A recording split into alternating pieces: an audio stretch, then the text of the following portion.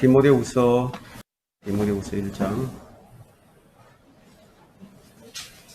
디모데후서 1장 13절과 14절입니다. 다 찾으셨습니까? 제가 받들어 읽겠습니다. 예수 안에 있는 믿음과 사랑 안에서 내게 들은 건전한 말씀들의 본을 굳게 잡고 우리 안에 거하시는 성령을 힘입어 내게 맡겨진 그 좋은 것을 지키라. 이 오후의 설교 말씀은 제목이 뭐냐면 나의 믿음 대 그리스도 안에 있는 믿음입니다. 좀 특이하죠? 나의 믿음 대 그리스도 안에 있는 믿음. 한 죄인이 구원받고 또 거듭나서 믿음의 생활을 시작하면서부터 주의 말씀을 통해서 조금씩 아주 조금씩 성장해 가면서 거기서 기쁨도 얻고 또 만족도 얻게 됩니다. 그래서 열성적으로 주님을 섬기게 됩니다. 그런데 아무런 시련도 없이 아주 평탄한 생활을 하게 되면 점차 나태해져서 무력감에 빠져들게 될 것입니다. 왜 이렇게 영적 무력감에 빠져드는가? 그 원인이 무엇인가 하는 거예요. 여러분 많이 경험을 해보시죠. 신앙생활하면서 나는 어떤 때는 영적 무력감에 빠져 있었다. 그런 생각을 경험을 했을 겁니다. 그 원인이 뭐냐면 이 말씀에 대한 맛을 제대로 보지 못했기 때문이에요. 신앙생활의 진정한 맛이 무엇인지 몰라요. 사람들은 재미있거나 또 이 구경거리가 있으면요 무료감을 느끼지 않습니다. 또 맛있어도 맛있는 것을 먹을 때도 무료감을 느끼지 않죠. 이와 마찬가지로 영적인 생활에 의와 기쁨과 화평을 누리지 못하면 느슨해질 수밖에 없어요. 그 누구도 마찬가지입니다. 여러분 재미로 하는 영적인 생활 좀 재미가 있죠. 영적 생활이 재미있다 이거예요. 그런 생활은 오래가지 못해요. 그 구경만 하다가는 이 새로운 것을 계속 보지 못하게 되면 또 이제 싫어집니다. 그러나 영적인 맛을 제대로 본 사람은 그 법이거든요. 근데 성도들이 영적 느슨함에 이제 빠져서 이것도 아니고 저거 무미건조하고 아주 습관적인 종교 형태에 빠지게 되는 것은 이 말씀의 맛을 참맛을 못 봤기 때문이에요. 저는 이런 현상들을 보면서 또 이런 것들을 경험하면서 그 원인이 무엇인지, 왜 그렇게도 성장이 잘 안 되는지 그 원인을 찾다가 그것을 발견하면서요. 그렇지. 영적인 일들은 영적으로만 분별할 수 있고 또 영적인 일들은 영적으로 비교하여서 말한다는 이 고린도전서 2장 13절의 말씀을 보고 성경을 성경으로만 비교하여 말하고 성경으로만 분별하는 것인 줄만 알았다 이거예요. 자, 그런데 여기에 한 가지 빠져 있는 것은 제가 발견하지 못했었어요. 그것이 뭐냐면 바로 앞절인데 고린도전서 2장 10절 한번 펼쳐보십시오.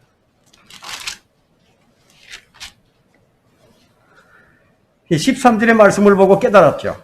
그런데 이제 고린도전서 2장 10절과 11절에 있는 말씀, 이 말씀인데요. 이 10절 볼까요? 그러나 하나님께서 이것들을 우리에게 그의 영으로 나타내셨으니 이는 성령께서는 모든 것 심지어 하나님의 깊은 것들까지도 통찰하시기 때문이라. 사람의 일을 그 사람 안에 있는 사람의 영이 아니면 누가 알리요? 이와 같이 하나님의 일도 하나님의 영이 아니면 아무도 모르느니라. 자, 이 장에 다 나와 있는 말씀인데도 그만 이것을 간과한 겁니다. 성경을 읽으면, 성경을 공부하면 지식이 쌓이죠. 지식이 쌓이면 이제 성경적 뼈대를 세우게 됩니다. 성경적 뼈대를 세우면 이제 하나님의 경륜을 영혼에서 시작해서 영혼에 이르기까지 다 알게 되죠. 그렇게 다 알게 되면 그것이면 되는 줄 알았어요. 하지만 그것이 아니라 성경적 지식이 쌓여가도 내게 나타나는 현상은 그 마음에 넘쳐야 할 의와 화평과 기쁨이 충만하지 못하다 이게. 그냥 충만하고 싶죠. 충만하고 싶어요.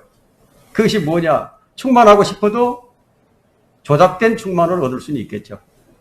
진정한 충만함을 얻지 못합니다. 그 원인이 뭐냐면 하나님의 영의 일들은 사람의 영으로는 알 수 없다는 겁니다. 성경은 하나님의 영감으로 기록된 책인데 하나님의 영감으로 기록된 책이라는 것은 성경의 저자가 성령님이라는 얘기입니다. 그러므로 하나님의 영의 일들을 깨닫는 데는 반드시 무엇이 있어야 하느냐는 거죠. 반드시 성령의 개입하심이 있어야 한다는 겁니다. 많은 성도들과 대면하면서 저는 이런 것들이 결여되어 있는 것을 발견을 했습니다. 사람의 영역과 하나님의 영역, 짐승의 영역과 마귀의 영역, 영역이 각각 다르죠. 이런 사실을 간과하면 사람의 영역을 가지고 다른 영역을 이해해 보려고 막 덤벼들게 된다는 겁니다. 사람은 짐승보다 월등해요. 근데 월등하지만 짐승의 영역을 다 알지 못합니다. 사탄도 사람보다는 월등하지만 사람의 영역을 다 알지 못해요. 누가 아느냐? 지으신 분만이 알죠. 예? 지으신 분은 자신의 피조물들의 영역을 다 아신다는 거예요. 이것을 간과하면 안 됩니다. 이것 때문에 계속 헛다리를 짚고 있는 것이죠. 성경은 일관되게 이 부분에 관해서 설명을 하고 있습니다. 사람이 하나님의 영역까지 넘보려고 하는 것, 자, 이것이 얼마나 잘못된 것인지 절감하지 못한다면 영적 성장은 요원합니다. 성장이 안 돼요. 개가 사람과 함께 산다고 해서 사람의 일을 이해할 수 있겠습니까? 불가능한 영역이죠. 개가 사람의 영을 갖지 않는다면 불가능하죠. 또한 개가 사람의 영을 가지게 되었다 하더라도 그의 육체가 개이기 때문에 사람과 같은 일을 할 수 없다는 얘기예요. 개미가 열심히 연구한다고 해서 사람의 영역으로 들어올 수 있겠습니까? 불가능한 일이죠. 불가능한 일인데 사람도 이거 마찬가지인데 그렇게 하려고 한다. 이것이 바로 이것이 우리의 문제는 바로 이거다는 거죠. 넘을 수 없는 임계점이 있는 거예요. 그럼에도 계속 자신을 써서 하나님의 일을 이해하려고 하고 또 하나님의 일을 하려고 한다는 거예요. 자, 이쯤 되면은 사람이 왜 거듭나야 한다는지 이해가 되셨을 겁니다. 하나님께서 성전의 휘장을 왜 찢으셨는지 그것도 이해가 될 것입니다. 사람의 영역을 벗어나서 하나님의 영역인 지성소 안으로 깊이 들어가서 주님과 함께 하기 위함이에요. 여기에서 깊은 교제가 이루어집니다. 이 부분을 깨우치지 못하게 되면 그냥 성막들과 성소만 왔다 갔다 반복하다가 믿음의 생활이 끝나버리게 됩니다. 그래서 주님과의 깊은 교제의 맛을 모르게 되죠. 근데 해야만 한다는 생각만을 가지고 자기 열성으로만 일을 하다 지쳐버리게 되는 거예요. 우리 한국 교회의 성도들의 병폐가 이겁니다.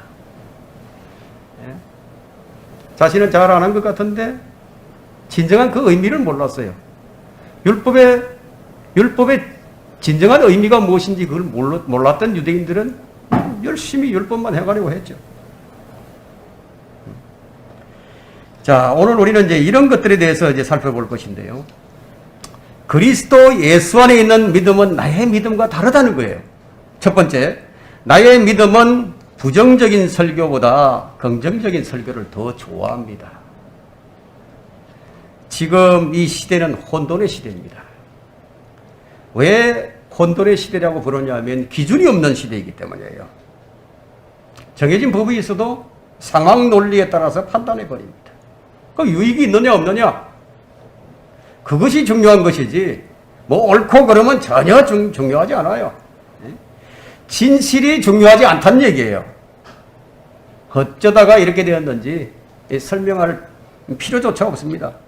사람이 짐승처럼 본성에 따라 살기 때문이에요.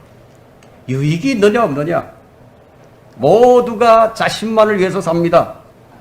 모두가 편향증 환자들입니다. 개인 편향증과 집단 편향증 환자들이에요. 언젠가 설교에서 이런 말을 한 적이 있습니다. 교회의 타락과 세상의 타락은요 평행선을 그으며 같이 간다고. 사람들이 가장 큰 병폐가 하나님의 말씀에 나를 일치시키려고 하는 것이 아니라 자기 가치관에다 하나님의 말씀을 연결시키려고 한다. 쉽게 말하면 인본적인 사랑을 하나님의 사랑으로 오해하는 거예요. 성경도 하나님의 능력도 모르면서 오해하는 거죠. 하나님께서 육신의 몸을 입고 하늘에서 내려오셔서 확정하신 하나님의 사랑을 땅에 속해 있는 인본적인 사랑과 일치시키려고 하는 이런 마귀적인 행태들이 지금 온 교회에서 지금 행한다 이거예요. 교회들이 보여주는 게 이런 것들입니다. 바로 이런 인간의 타락한 속성 때문에 주님께서 십자가를 질 수밖에 없었던 이유를 그 누가 알겠습니까마는 교회가 이렇게 돼버리고 말았습니다. 성경은 이 80%가 부정적인 말씀이에요. 긍정적인 말씀은 20% 정도밖에 안 돼요. 그만큼 인간에게는 긍정적인 말씀보다는 부정적인 말씀이 더 필요하기 때문이에요. 사도들의 설교나 선지자들의 설교는 최소한 80% 이상이 부정적인 설교였습니다. 죄악을 지적하죠. 범죄, 타락, 돌아서라, 회개하라, 망할 것이다. 그런데 교회에서 이런 설교가 사라져버렸다. 여러분 사도행전 24장을 한번 펼쳐보십시오. 사도행전 24장 25절을 한번 펼쳐보십시오. 이게 바울의 설교인데요. 바울이 의와 절제와 다가올 심판에 관하여 설명하자 펠릭스는 두려워하여 대답하기를 이제 그만 가라. 적절한 때가 오면 내가 너를 부르리라고 하더라. 적절한 때가 오면요. 틈이 나면 이런 말이죠. 자, 바울의 설교가 너무 부정적이에요. 여러분 의와 절제와 다가올 심판을 얘기하는데 긍정적일 수 없죠. 성경의 80% 이상이 부정적이기 때문에 성경을 말하는 설교가 긍정적인 것보다는 부정적인 것이 더 많아야 하는 것이 당연하지 않겠어요? 그래서 올바른 설교자는요, 부정적인 설교를 더 많이 하는 거예요. 계속해서 마음에 찔림을 주는 거예요. 주님께서 하신 그 설교처럼 사람의 마음은 큰 망치로 내리치더라도 잘 깨지지 않는 완고한 돌덩어리와 같아요. 그래서 성경은 교리와 책망과 바로잡음과 의로 훈육하는 말씀들로 가득 채워져 있는 거예요. 펠릭스는 총독이죠. 총독이에요. 그 직위가 직위인 만큼 펠릭스는 자신이 스스로 아주 매우 고상한 사람인 줄로 아는 거죠. 자신이 좀 괜찮다고 생각합니다. 뭐 총독이니까. 그래도 좀 많이 안다고 생각을 합니다. 이렇게 뭔가 된 줄로 생각하는 사람일수록 부정적인 설교는 잘 들리지 않는 법입니다. 그런 사람은 자신이 좀 괜찮은 사람으로 다른 사람들에게 여겨지기를 원하고 있습니다. 그러나 정말로 괜찮은 사람은요, 부정적인 설교 앞에서 어떤 반응을 보여주느냐예요. 나는 죄인이로소이다. 나는 죄인으로소이다. 눈물을 흘리며 회개를 합니다. 왜 그런가 하면 그 사람은 그 하나님 말씀 앞에 너무 정직하기 때문이에요. 정직하다, 하나님 말씀 앞에. 우리는 하나님 말씀 앞에서 언제나 솔직해야 합니다. 그 말씀이 나를 비춰줄 때 내 본래 모습이 어떤지 한번 보라 이거예요. 지금 내 모습이 어떤지 보여준다는 거죠. 그래서 하나님 말씀 앞에 정직하면요, 자신이 정직하면 그 말씀의 빛에 의해 자신이 들여다 보인다. 들여다 보이니까 그게 얼마나 더러운지 참아 이거 눈으로 바라다 볼 수 없을 정도다 이거예요. 여러분의 영적인 눈이 한번 열려보세요. 그게 보이기 시작하는 거예요. 그래서 겸손합니다. 그리스도인은. 왜 육신의 몸을 이 땅에 오셨습니까? 그 안에 있는 인간을 부정적인 것으로 보셨기 때문에. 그래서 주님께서 오셨어요. 긍정적인 게 없어요. 가만히 보니까 고쳐서 쓸만한 게 하나도 없더라는 얘기예요. 폐기 처분되지 않고는 쓸만한 게 하나도 없더라 이거예요. 성경이 온통 인간의 죄를 다루고 있습니다. 구약에도 죄, 신약에도 죄. 그럼에도 불구하고 그 죄 때문에 주님께서 죽으셨는데도 불구하고 교회에서 부정적인 설교가 사라져 버렸습니다. 간혹 조미료를 치듯이 좀 그게 설교를 좀 섞을 때가 있죠. 사도 바울과 같이 의와 절제와 다가올 심판에 대해서 설교가 사라졌습니다. 여러분 여기에 대해서 어떻게 생각하십니까? 부정적인 설교인가요? 아니면 긍정적인 설교인가요? 바울이 지금 설교가 8대2라는 것을 잊지 마십시오. 근데 오늘날의 이 교회는요, 교회의 캐치프레이즈가 뭐냐면 하나님은 당신을 사랑하십니다. 긍정적이죠. 아주 듣기 좋습니다. 긍정적인 것이 부정적인 것보다 더 많이 성경과는 반대로 8대2가 되어버렸어요. 이것이 에덴 동산에서 뱀이 했던 설교만 한다 이거예요. 뱀이 이렇게 설교를 했죠. 너희가 그것을 먹는 날에는 너희 눈이 열리고 너희가 신들과 같이 되어서 선과 악을 알게 되는 줄을 하나님께서 아심이라 하더라. 이게 얼마나 긍정적인 설교인지 사람들이 이런 설교를 매우 좋아합니다. 인간을 높여주는 설교. 여러분 CCM 성도요, 하나님을 찬양하기보다는 인간을 위한 찬양을 합니다. 가사를 잘 들여다보십시오. CCM 송이 다 그렇게 되어 있습니다. 인간을 높이는 설교. 너는 할 수 있다 이거야. 너는 선을 행할 수도 있고 악을 거부할 수도 있다 이거야. 네 자신에 대한 가능성을 가지라고. 열심히만 하면, 최선을 다한다면 원하는 것을 얻게 될 것이라고. 이런 긍정적인 설교가 교회에 넘칩니다. 이런 설교가 환영을 받고 있는 교회와 세상이에요. 주님께서 안 오실까요? 그렇게 해도 될까요? 이런 변질되고 타락한 교회들, 주님께서 속히 안 오실까요? 교회가 긍정적인 설교만을 합니다. 목사의 축도가 얼마짜리인지 아십니까? 여러분, 목사의 축도가 얼마짜리입니까? 목사의 축복 기도가 얼마짜리라는 얘기예요. 여러분, 사도 시대에는 사도행전으로 끝이 난 줄을 모르는 어리석은 교인들이라 어찌하겠습니까? 사도행전은 사도들의 역사예요. 신약교회의 교리서는 로마서로부터 빌레몬서 13권으로 되어 있습니다. 사도행전은 결코 신약의 교리서가 될 수 없다는 얘기죠. 왜? 사도행전에만 구원의 교리가 3번이나 바뀌고 있기 때문이에요.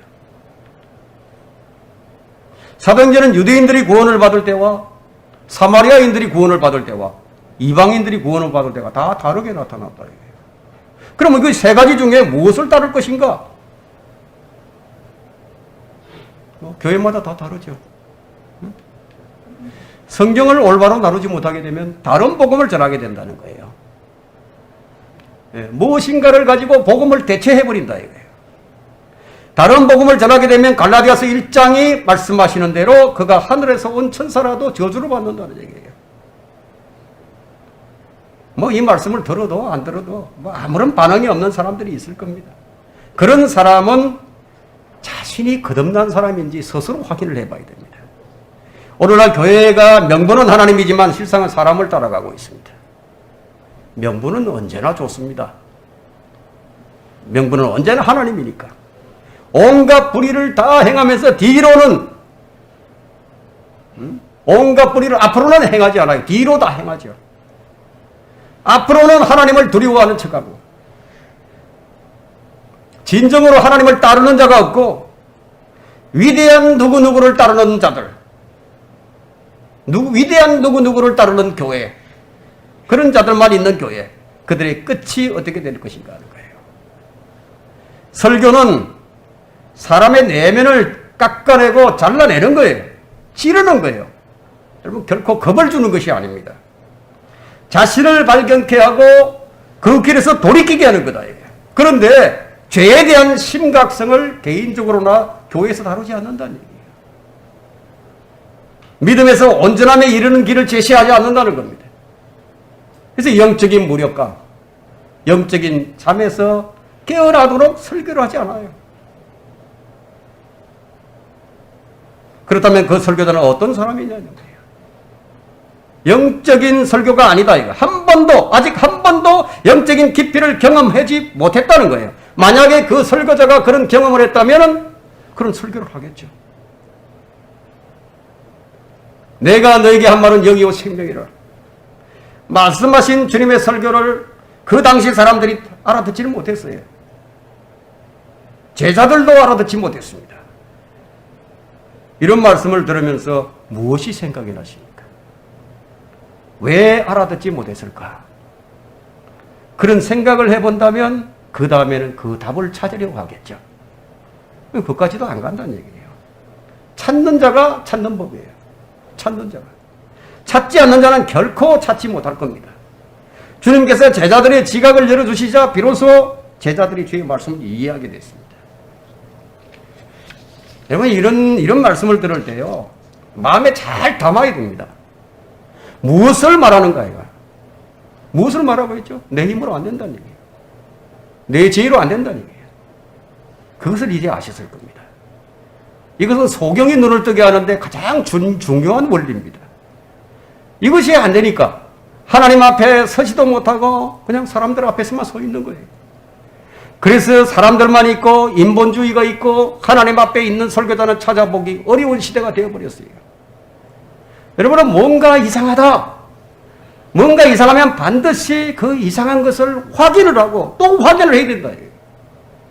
뒤로는 온갖 짓을 다 하면서 겉으로는 거룩한 척, 경건한 척, 잘하는 척, 잘 살펴야 한다는 거예요. 그렇게 하는 것이 성경을 따르는 것이기 때문이에요. 사람들의 마음의 찔림을 받지 않으면요, 자기 자신을 발견하고 애통하는 사람이 되지 않으면요, 절대로 그 사람은 진정으로 주님께 나오지 못해요. 말씀의 칼로 찔러 갈라야만, 이 방법이 아니면은 그 사람이 주님께 결코 나올 방법이 없다는 얘기예요. 바울은 의와 절제와 다가올 심판에 관해서 펠리스 총독에게 설교를 합니다. 그러나 그는 두려워할 줄만 알았지 자기 죄를 발견하지 못해요. 그런 말씀을 들으니까 두렵죠. 종말이 온다. 두려워요. 사람들이. 근데 자기 죄는 발견하지 못해요. 그럼 어떻게 깨달아야 하는가? 그 예시는 성경에 있죠. 돌아온 탕자의 자신을 발견해요. 우리의 본질이 탕자보다 더 더럽습니다. 그리스도 안에 있는 믿음과 나의 믿음은 다르다. 두 번째는 나의 믿음은 온전히 주님을 따르지 못합니다. 누가복음 15장 21절을 한번 펼쳐볼까요?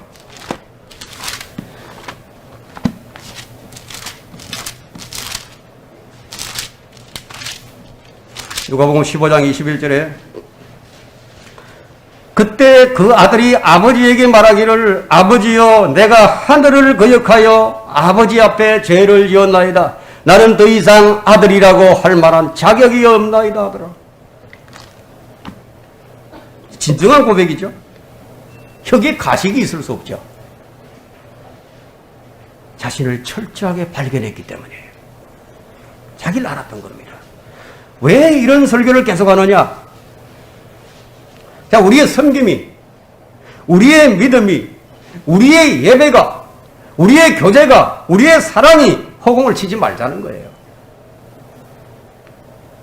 헛짓하지 말자는 얘기예요. 여러분 스스로 자신의 양심에 손을 얹고 확인을 한번 해보세요. 정말 나는 날마다 자기 십자가를 지고 주님을 따르고 있는가? 거기에 자기 부인이 있는가? 나의 섬김, 나의 믿음의 실행, 나의 경배, 이것이 허공을 치지 않으려면요, 먼저 자신을 발견해야만 주님을 전적으로 의지하게 되는 거예요. 탕자처럼. 이것이 영적인 원리입니다. 영적인 원리예요. 자신이 전적 타락한 존재임을 발견하지 못하게 되면 주님을 전적으로 따르지 않아요. 따르는 척하죠. 좋을 땐 따르고 나쁠 때는 안 따릅니다. 자신이 완전히 무력한 존재임을 깨달았을 때 그는 비로소 주님을 참으로 선택을 하게 됩니다. 정말 자원함으로 주님을 따르게 되는 거예요. 이것이 선택이에요. 참된 선택입니다. 어설픈 깨달음은 자신의 생각을 버리지 못하는 거예요. 여러분 생각을 한번 돌아보세요. 주의 말씀에 나를 굴복시키고 그 말씀에 복종하고 있는지, 아니면 하나님의 말씀이라도 내 생각에 일치하지 않으면 펠리스처럼 나중으로 미루지 않는지, 아마 그런 적이 참 많았을 겁니다. 주님께서 탕자의 비유를 설명하신 것은 우리의 무엇을 위해서 이렇게 설명하신 것입니까? 주님을 따르려면, 주님께 돌아오려면, 제자들도 자기의 믿음으로 주님을 따랐을 때 실패했어요. 정말 잘 안 되는 부분이요. 바로 이 부분이에요. 이 영적인 부분이에요. 허울뿐인 얘기를 하자는 게 아닙니다. 하나님 안에서의 참된 평안, 기쁨과 사랑, 소망, 이것은 하나님 앞에서의 자기의 부정적인 위치를 발견을 한 다음에 나는 죽은 자다 이거야. 나는 죽었다 이거.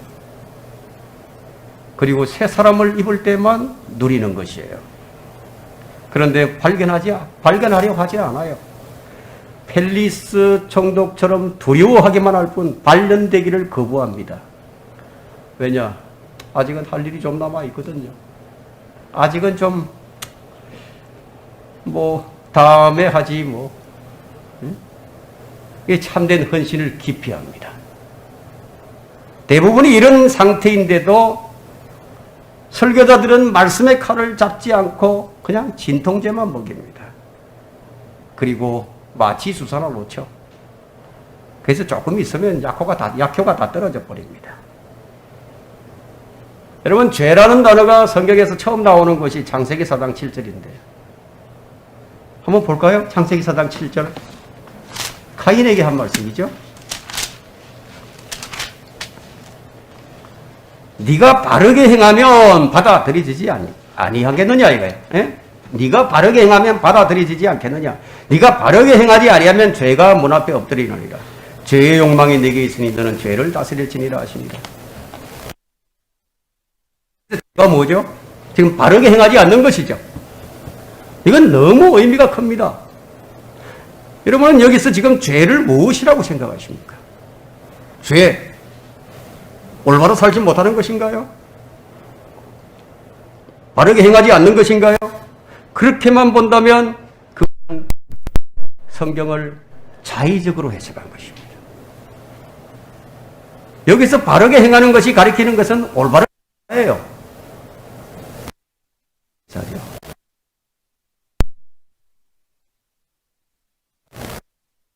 그런 열심히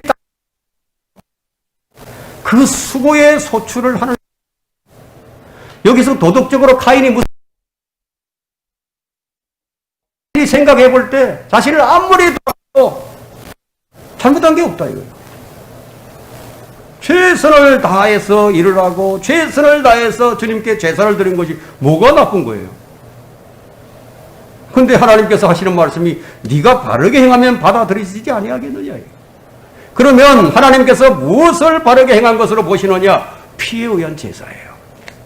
피에 의한 제사. 피에 의한 제사는 온전한 의탁이거든요.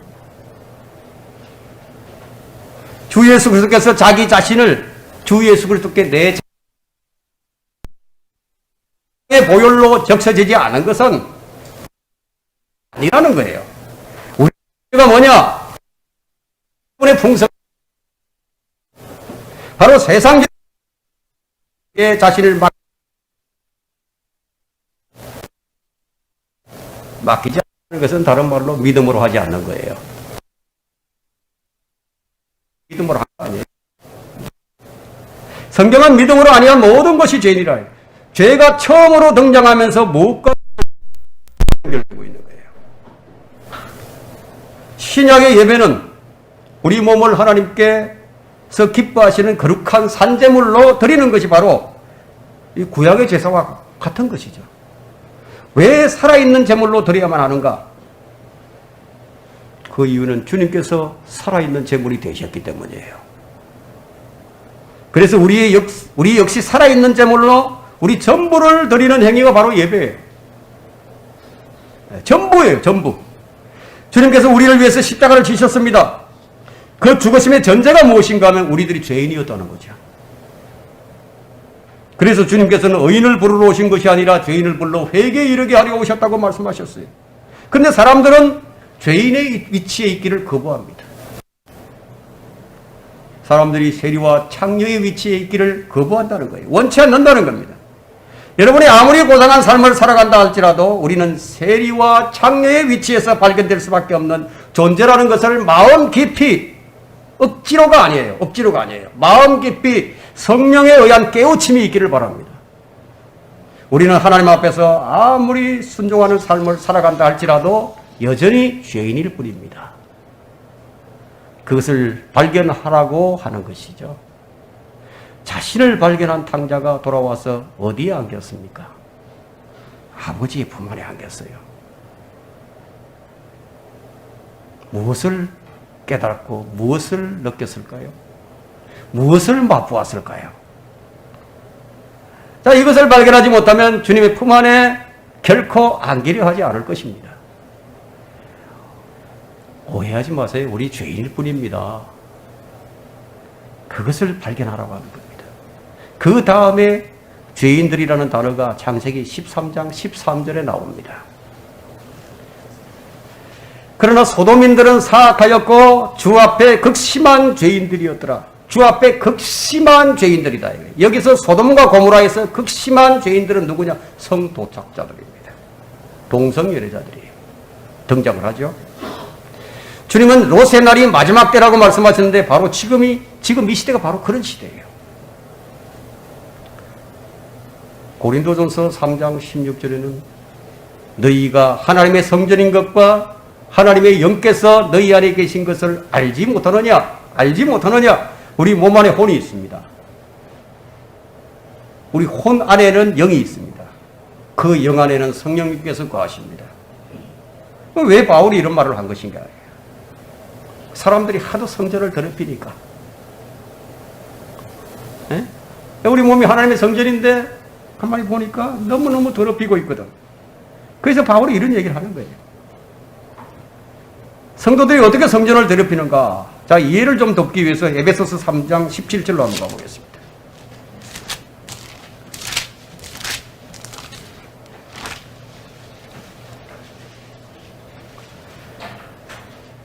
믿음으로 그리스도가 너희 마음속에 거하게 하시며, 자, 우리 마음을 더럽히면요 성전을 더럽히는 거예요. 우리 마음을 못 지키면 성전을 더럽히는 거예요. 자, 우리 마음을 더럽히려고 한다면은 우리 마음 속에다가 세상에 잡다한 것들을 다 갖다 채우면 돼요. 갖다 넣으면 됩니다. 그러면 마음이 더러워집니다. 근데 이 정도만 생각한다면 그것은 반점만 한 것입니다. 그런데 그것만이 아니라 우리의 생각들, 우리가 고상하게 여기는 생각, 그것이 더러운 세상이에요. 주님은 너희 생각들을 버리고 주께로 돌아오라고 말씀하십니다. 온갖 구상들, 하나님을 아는 지식을 거역하는 생각들, 그것을 향해서 마음을 활짝 놓은 사람들, 그런 사람들이 그 몸과 마음을 거룩함으로 하나님께 드릴 수 있겠어요? 절대 불가능이죠. 지금 여러분의 마음의 상태는 어떠하십니까? 하나님께서 받으실 만한 상태인가요? 여러분의 상태를 한번 점검해 보십시오. 하나님께 얼마나 인정받기를 원하고 있느냐예요. 하나님께 얼마나 인정받기 원하세요? 원한다면 무엇으로 인정받기를 원하십니까? 예배를 드리러 나왔는데도 불구하고 나의 열정과 나의 고상함과 나의 참된 선행만 인정받기 원하십니까? 여러분, 그것으로 인정받을 수 있는 것인가요? 그러면 그리스도의 피는 무엇입니까? 예? 그러면 내 안에 계신 성령은 무엇이 됩니까? 무엇이 참된 예배이죠? 그냥 영과 진리로 말로만이 아닌가요? 참 무너뜨리기 힘든 여리고성은 무너졌습니까? 그것으로 인정받으려고 하는 것이 주님을 거부하는 것인 줄 몰랐습니까? 거듭나면 고상한 자인 줄 알았는데, 인정받기만 하면 되는 줄로 알았는데, 그래서 그것을 개발하고 나가는 것이 하나님께서 기뻐하시는 것인 줄 알았는데, 그것이 얼마나 주님을 향해서 철저한 거부였는지를 몰랐다는 거예요. 성경은 인정받으려면 어떻게 하라고 했습니까? 네가 진리의 말씀을 올바로 나누어 자신이 하나님 앞에 부끄럽지 않는 일꾼으로 인정받도록 공부하라. 좋아요. 여러분은 인정받으려고 공부할 것입니다. 물론 공부하지 않는 사람들도 있겠지만, 그러면 공부한다면 어떻게 공부를 하고 있습니까? 진리의 말씀을 올바로 나누어 공부하면 알죠. 그러나 공부를 해서 올바로 성경을 나눌 줄 안다면 그것으로 끝난 게 아니라는 겁니다. 여기까지만 안다면 반쯤한 것입니다. 좀 더 깊이 들어가 봅시다. 그리스도 안에 있는 믿음과 나의 믿음은 다르다 이거예요. 세 번째, 나의 믿음은 진리의 말씀의 핵심에서 겉돌게 됩니다. 핵심에서 겉돌아요. 중요한 것은 언제나 빠뜨립니다. 무슨 말씀인지 이해가 잘 안 되십니까? 다시 우리 본문의 말씀을 읽어봅시다. 너는 그리스도 예수 안에 있는 믿음과 사랑 안에서, 너는 그리스도 예수 안에 있는 믿음과 사랑 안에서, 이건 나의 믿음 말고, 나의 사랑 말고 예수 안에 있는 믿음과 사랑이라야 한다 이게. 여기까지 깊숙이 들어왔습니까? 아마 이것을 나누려고 하지는 않았을 것입니다. 그래서 뭔가 잘 안 돼요. 그 다음에 내게 들은 건전한 말씀들을 굳게 붙잡고, 지금 여러분 무엇을 붙잡고 있는지 한번 확인을 해보세요. 내가 지금 붙잡고 있는 게 무엇인지. 그냥 안 된다, 안 된다고 말하지 말고 잘 붙잡으라는 얘기예요. 그 다음에 우리 안에 계신 성령을 힘입어 내게 맡겨진 그 좋은 것들을 지키라. 자, 이건 얼마나 중요한 건지 몰라요. 뭐 앞서 있는 것들은 조금 부족한 게 있다 하더라도요, 지금 이 마지막에 있는 성령을 힘입어, 자, 몇 가지라도 앞에 있는 것들 몇 가지라도 성령을 힘입어서 몇 가지라도 했다면 상이라도 남지 않겠어요? 자, 성령 안에서 의와 화평과 기쁨이 무엇인지 최소한으로 맛이라도 보지 않았겠습니까?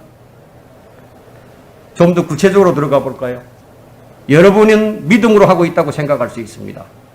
그러면 그 믿음은 어떤 믿음입니까? 방금 디모데후서 1장 13절을 읽었는데 그리스도 예수 안에 있는 믿음이라고 했는데, 여러분의 믿음은 그리스도 안에 있는 믿음이 맞는지, 예수 그리스도 안에 있는 믿음이 맞는다면 지금 분명히 여러분들은 많은 믿음의 진전을 이루고 있을 것입니다. 자, 구약의 성도들의 참된 믿음이 히브리서 11장에 나오는데, 그러나 그들의 믿음은 우리와 다른 믿음이에요. 그들의 믿음이 우리 믿음과 다르다고. 그들은 자기 믿음을 가지고 주님을 섬겼습니다. 그래서 하박국 2장 4절에는 의인은 자기 믿음으로 말미암아 살리라. 자기 믿음으로 말미암아 살리라. 구약 성도들은 자기 믿음으로 살았어요. 그러나 신약의 성도들은 하나님의 의가 계시된 이유이기 때문에 자기 믿음이 아닌 하나님께서 주신 선물, 믿음의 선물로서 삽니다. 그래서 로마서 1장 17절에는 이 복음 안에는 믿음에서 믿음으로 이르게 하는 하나님의 의가 계시되었으니 기록된 바 의인은 자기 믿음이 아닌 믿음으로 말미암아 살리라 함과 같으니라. 하박국 2장 4절에 있던 자기 믿음이 빠지고 그냥 믿음이에요. 그 구약과 신약의 차이가 무엇입니까? 구약은 자기 믿음이지만 신약은 계시된 믿음이에요. 이것이 달라요. 그 여기까지만 안다면 반쪽만 알고 있는 것입니다. 이 복음 안에는 믿음에서 믿음으로 이르게 하는 하나님의 의가 계시되어 있으니 믿음에서 믿음으로 이르게 하는 것이 바로 이것인데, 자기 믿음에서 주님께서 계시해 주신 믿음으로 이것이 결합이 되어야 된다. 이것이 결합시키지 못하고 구약 성도들처럼 자기 믿음으로만 하려고 하기 때문에 계속해서 헛다리만 짚고 있다. 뭐 겉으로는 모양새는 생기고 모양새는 있고 뭔가 좀 되는 것 같은데 그게 마음으로 늘 공허해요. 채워지지 않아요. 예? 자, 믿음에 대해서 좀 더 구체적으로 확인해 본다면 여러분 이것을 너무 어렵다. 참 이해가 잘 안 된다. 그렇게만 생각하지 마시고 지금 성경을 찾아서 확인하면서 지금 성경으로 지금 비교해서 말하고 있는 거예요, 지금. 먼저 나의 믿음이 어떻게 되어야 참된 믿음이 되는가를 우리 확인을 해본다면 갈라디아서 3장 23절은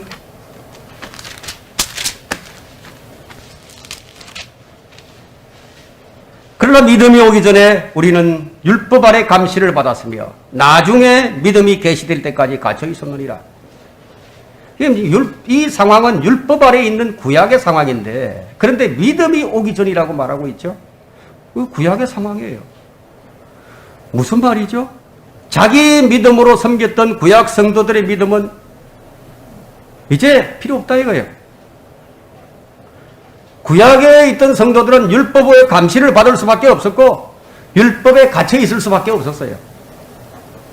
자, 이제 자기 믿음으로 살아야 했던 시대는 가고 그리스도 안에 있는 믿음으로 사는 시대가 도래한 겁니다.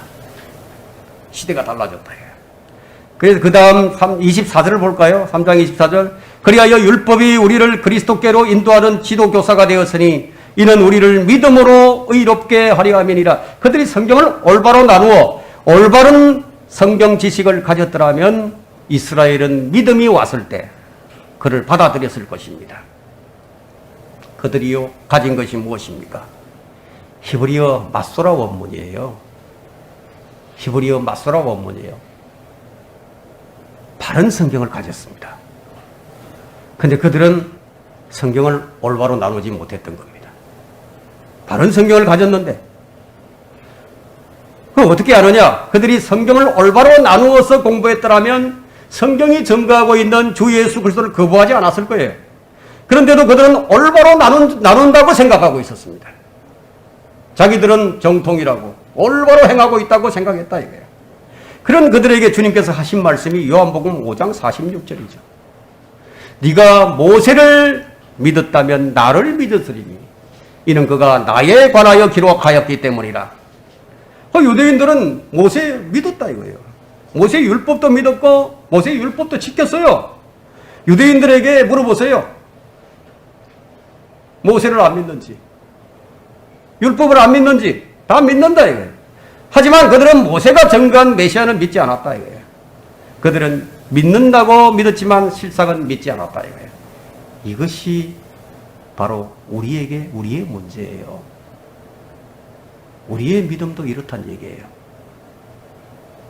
오늘 이것을 아셔야 됩니다.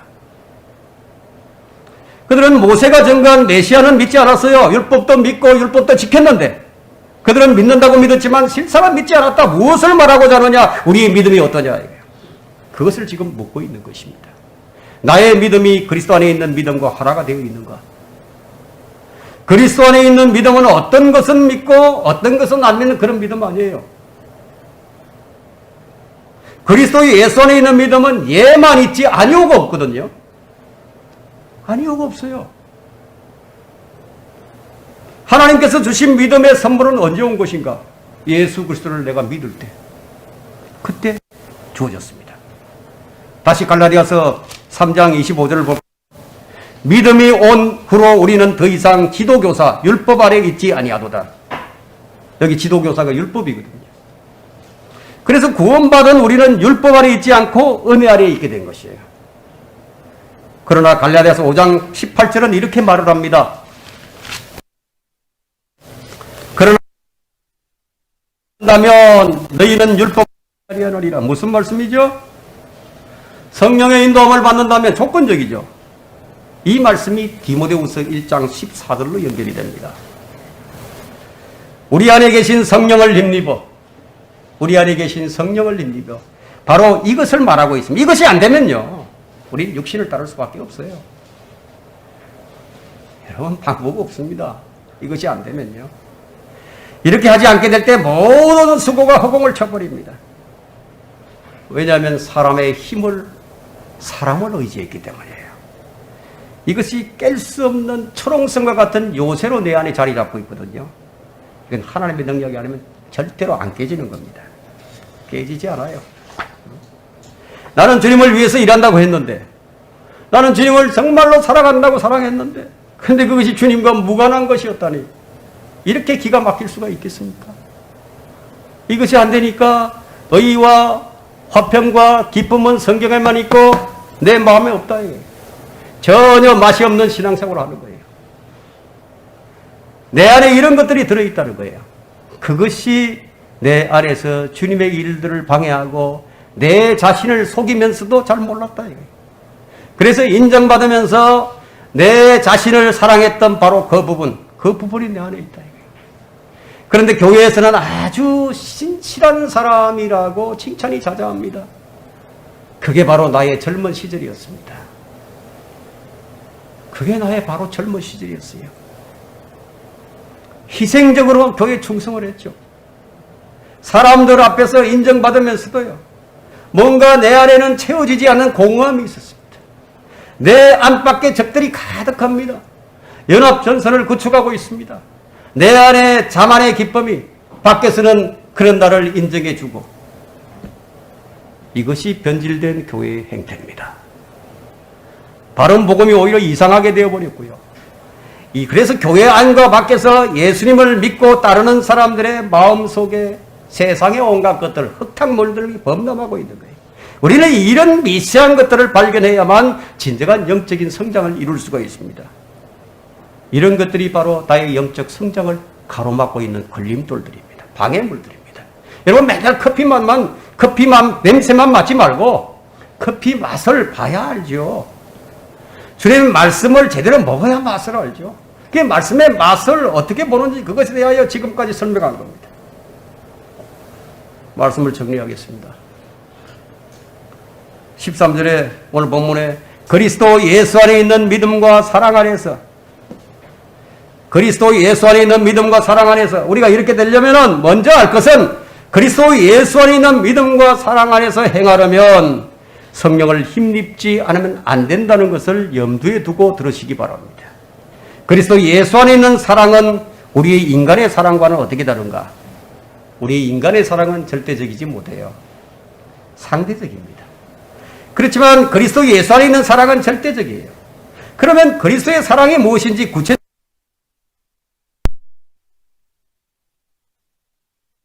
8절에 하나님께서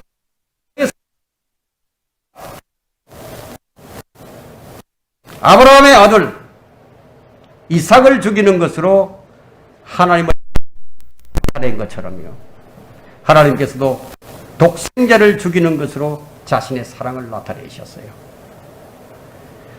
그 사랑은 그의 아들을 믿는 자들에게 부어주십니다. 누구를 통해서? 역시 성령을 통해서 부어주십니다. 로마서 5장 5절은 소망이 부끄럽지 않는 것은 성령에 의하여 하나님 우리 마음속에 부어졌기 때문입니다. 사랑이 어떤 역할을 하고 있는가? 이 사랑이 어떤 역할을 하는데 고린도후서 5장 14절 말씀입니다. 그리스도의 사랑은 이런 역할을 합니다. 그리스도의 사랑이 우리를 강권하십니다. 사람이 모든 사람을 위하여 죽으면 모든 사람이 죽은 것이라고 우리가 판단하기 때문에, 그러나 그가 모든 사람을 위하여 죽으신 것은 산자들이 이제부터는 더 이상 자신들을 위하여 살지 않고 자기들을 위하여 죽었다가 다시 살아나신 그분을 위해서 살게 하려는 것이라. 이렇다 이거예요. 여러분, 그리스도의 사랑의 강권하심을 자주 느끼고 있으십니까? 아주 강력하게 권면합니다. 그러나 그 사랑은 강제하지 않습니다. 강제로 그냥 막 끌고 가지 않아요. 여러분이 그리스도의 사랑 안에 있다면 이렇게 살 것입니다. 만일 이렇게 살지 못한다면 그리스도의 사랑을 거부하고 있는 거죠. 그리스도의 사랑의 강권하심을 지금 거부하고 있는 것이다 이거예요. 성령에 의해서 우리 마음속에 부어진 사랑이 아무런 힘도 없는 것인가요? 하나님의 사랑이 그런 것인가요? 언제 이 사랑을 부어주셨습니까? 그분을 처음 믿을 때 부어주셨어요. 근데 그 어디로 간 것입니까? 옆집에 맡겨놓으셨습니까? 왜 그 사랑을 살지 못하죠? 성령의 인도함을 받지 않으면 그 사랑을 사용할 수 없기 때문이에요. 여러분이 성경을 공부할 때 누군가가 시킨다면 효과적인 공부가 안 될 거예요. 공부의 필요성을 느낀다면 아마 열심히 효과적인 것인지 스스로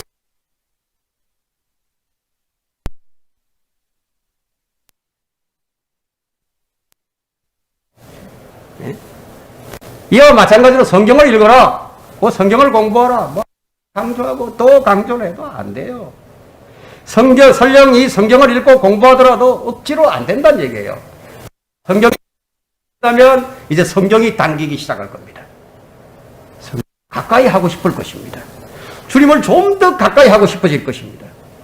이것이 누구에 의해서 일어난다고요? 성령에 의해서 일어납니다. 성령에 의해서요. 그리스도 안에 있는 사랑은 바로 하나님의 사랑입니다.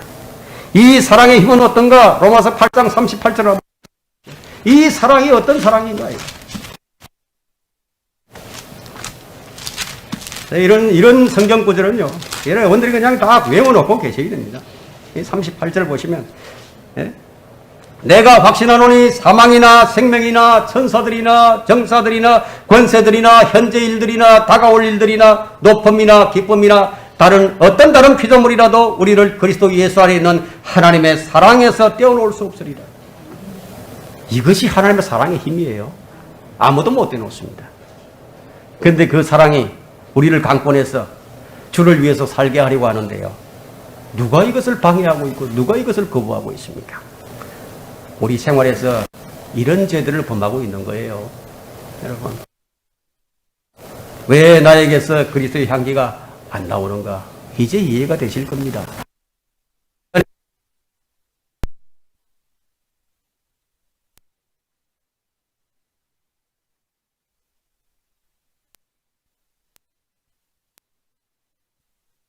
그럼에도 여전히 돈이면 돈, 혈육이면 혈육, 이런 것들을 여전히 지금 의지하고 있다 이거예요. 근데 반면에 그리스도 안에 있는 믿음은 어떤 믿음이죠? 오직 말씀만을 의지하고 나아가는 거예요.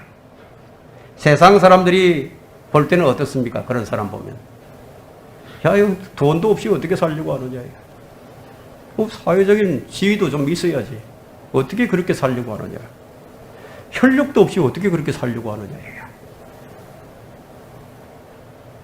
그렇지만 그리스도 안에 있는 믿음은요, 주님 앞에 이런 기도를 합니다. 그것이 물질이 되었건, 그것이 학문이 되었건, 혈육이 되었건, 그것이 주님과 하나됨을 방해하는 것이라면 우리 주 예수 그리스도의 사랑 말씀밖에 없다고 고백을 하면서 나아가는 거예요.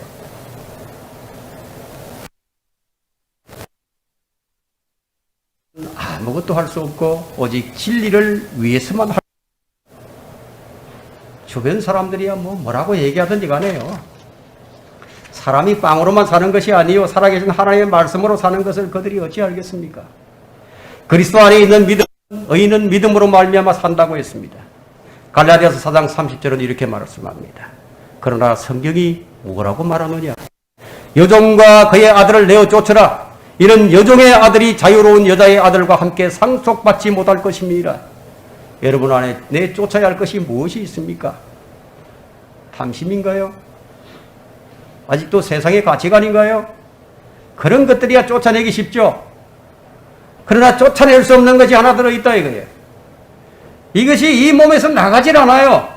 이 몸이 끝이 나야 그것도 끝납니다. 그가 바로 우리 옛사람이에요. 옛사람은 하나님의 것들을 상속받을 수가 없습니다. 그러나 얼마나 다행합니까? 쫓아내지는 못하더라도 그를 따르지 않을 수는 있으니까요. 성령께서 그렇게 할 수 있도록 우리에게 영적 수술을 해주셨으니까 얼마나 다행합니까? 육신과 혼을 분리시키시고 우리의 영과 주의 영이 하나가 되어버렸습니다. 골로새서 2장 11절에 또한 너희가 그의 안에서 손으로 하지 않은 할례를 받았으니 곧 그리스도의 할례로 육신의 죄들의 몸을 벗어버린 것이요. 벗어버렸다. 자유로워졌다. 아담 안에서 타고난 우리 옛사람은 새사람과 같이 상속받지 못해요. 그래서 성령께서 이것을 갈라놓아 버렸어요. 그 우리 영은 어디에 있느냐? 성령 안에 있다. 이거예요. 그 우리 영이 천상에 돼 있어요. 이 성령 안에 있지 않으면 가능하겠습니까? 성령 안에 있으니까 가능한 거예요. 우리는 무엇을 쫓아내야 하는가? 성경적 가치가 아닌 모든 것들, 모든 가치를 다 내쫓으라 이거예요.